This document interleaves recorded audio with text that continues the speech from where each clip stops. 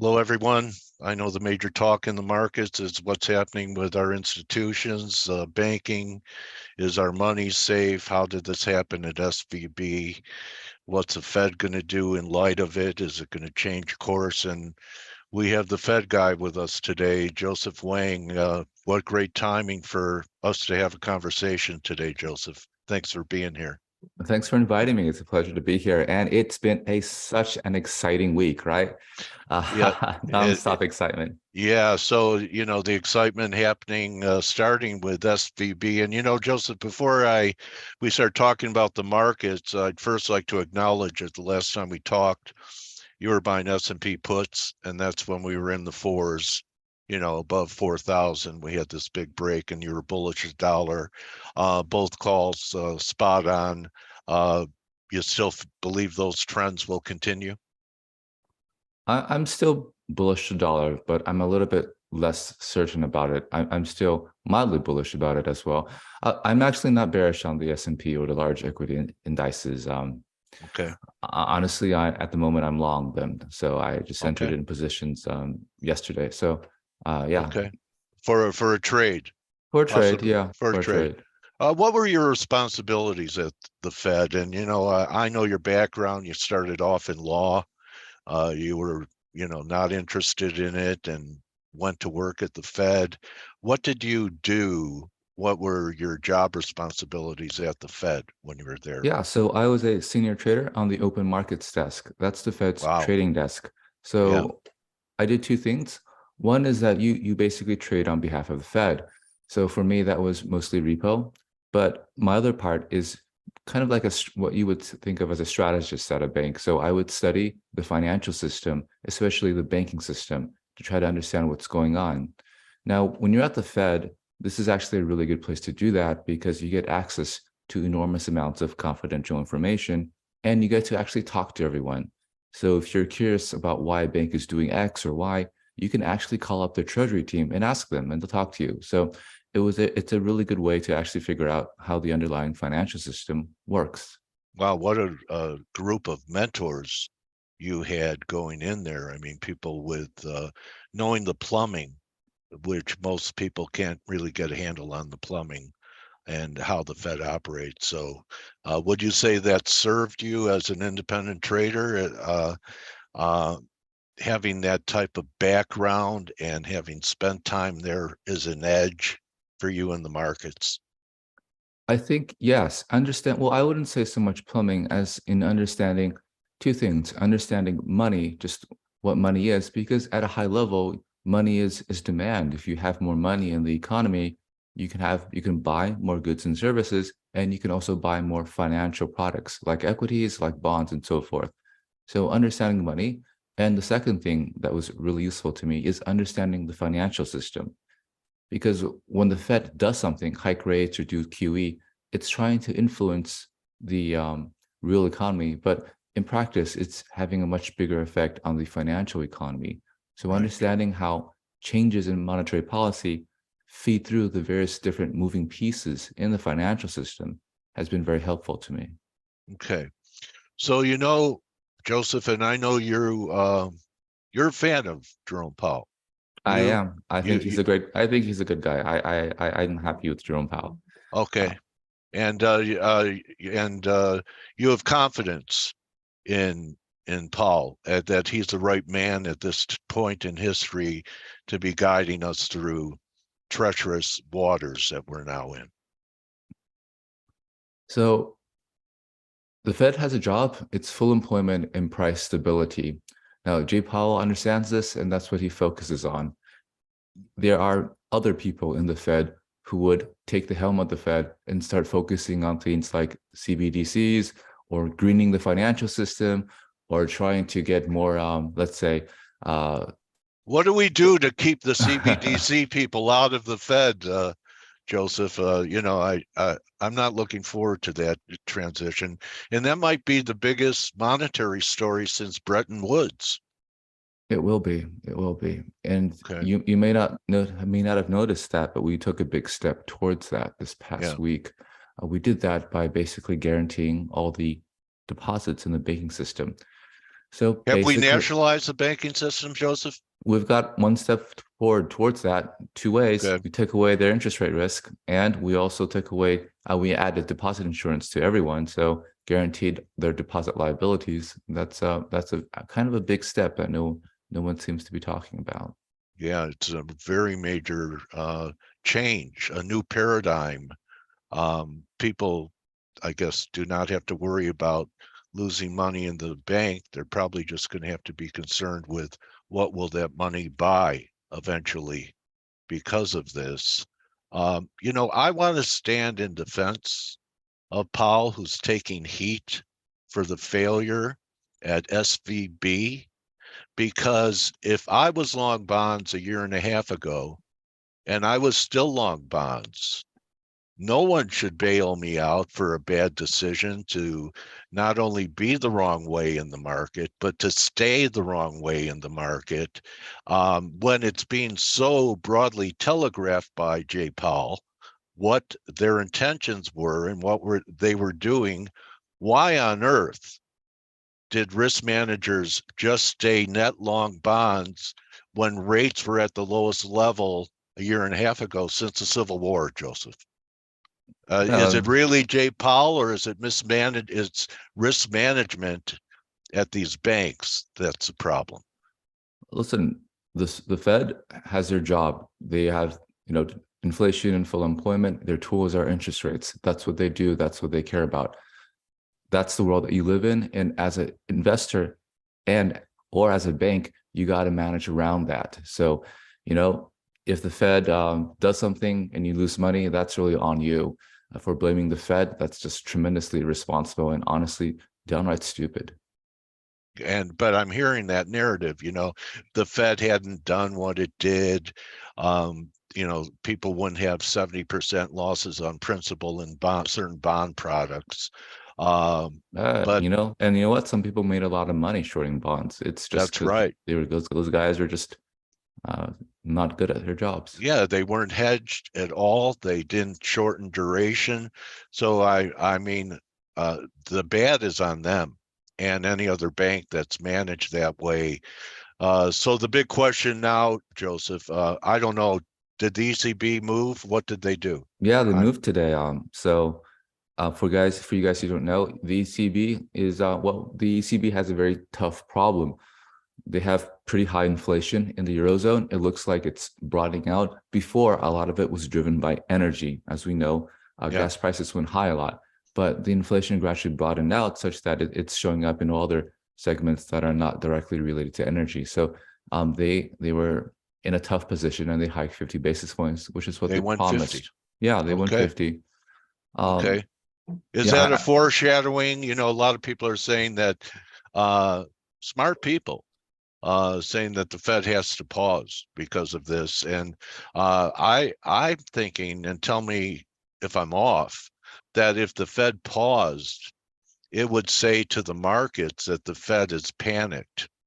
And that's not the right message to give to the markets, that I think they're going to raise rates a quarter. Where do you come down on this? If for any reason to show that they have confidence that they're handling the situation and they're not panicking. so gun to my head, I think they do 25, but I think it's also a reasonable chance, let's say at least 30% that they don't do anything. Okay. And All right. we'll find out within a few days, because if they do something, because they don't want to surprise the market. I think there's a lot of people in the market thinking they won't do anything. And so they don't want to surprise them. So what they'll do, if they plan on hiking, is to leak out a story in the coming days to see if to prepare the market a bit. But for them, Don't you think that the ECB being hawkish, I mean, that is a hawkish hike, yeah. right?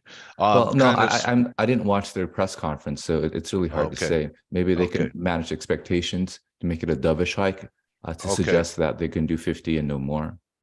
All right. That kind of foreshadows that there's going to be some type of hike here. And if we don't, let's get to some markets here. For example, yields. Yeah. Okay. The way people are pricing yields now, we had this big peak over 4% on the 10-year. Yeah. And look at this, huh? It's a Niagara Falls over a Yeah, yeah, barrel. yeah. What are we? Okay. Yeah. Okay. All right. So has the interest rate picture changed long term? Can you zoom out just zoom out a bit? I think we're basically at support around here, right? Yeah. Yeah, okay. So yeah, I actually would fade this. I would go for Yeah. higher yields, but there's just one thing that prevents me from putting on this trade. And that is I think there's reasonable geopolitical risk in the world. And if you have some escalation in tensions, let's say with in the East or let's say in Eastern Europe, then you Yeah. could easily have this huge flight to safety. So if I were to put on a trade that took advantage of something like this, I would try something through currencies instead. That's Okay. kind of why I like the dollar. So my view is that yields, absent geopolitical risk, continue to drift higher. But I'm afraid of geopolitical risk, and so a long dollar position against the euro makes a lot more sense to me, because if the interest rate differentials continue to widen, you have the euro strengthen, you have the dollar strengthen, and if there's geopolitical risk, you have the dollar strengthen significantly.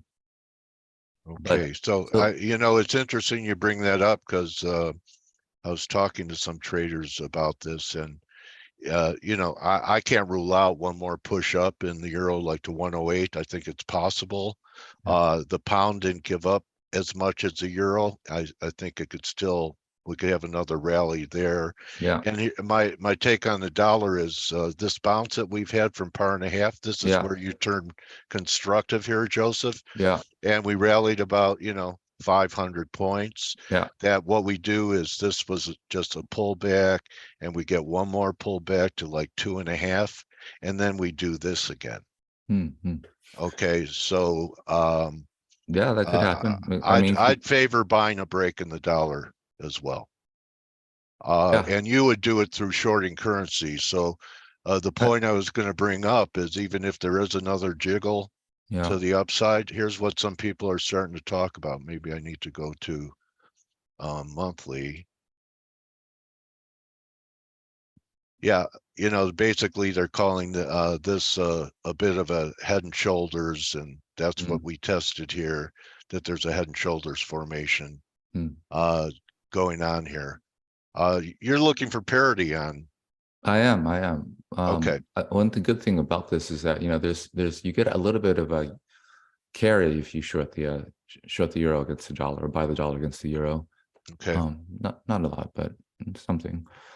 Okay. And you're long S&Ps. I am long S&Ps. Okay. So I want to ask you about, you know, what you're seeing in the S&Ps that's, constructive, you know. Honestly, there's a lot of people. It looks like there's a lot of people buying, especially not just S&Ps, the triple Nasdaq 100 as well. It It's looks like, acting better in NASDAQ. it, Look at the S&P yeah, chart. yeah. So I think these are people looking at. There's a lot of people Okay. thinking that the hiking cycle is over, Fed's going to cut rates, and I don't think that's true. But I think that they think that's true, and that's going to be very positive for risk assets over Okay. there. So I think I look at this chart and it doesn't really seem bearish to me. It seems No. like, well, we're kind of muddling around, but the bias is, Consolidating the rally from yeah, January.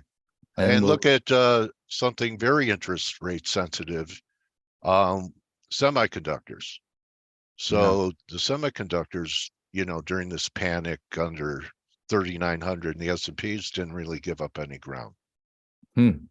So, some of the leadership that I've noticed here. Why don't we talk about bonds? Because I tell you, they're very wild. We had, I believe, a large specs were short Yeah, bonds in the last COT. yeah. Before we had the SVB, they must have gotten creamed.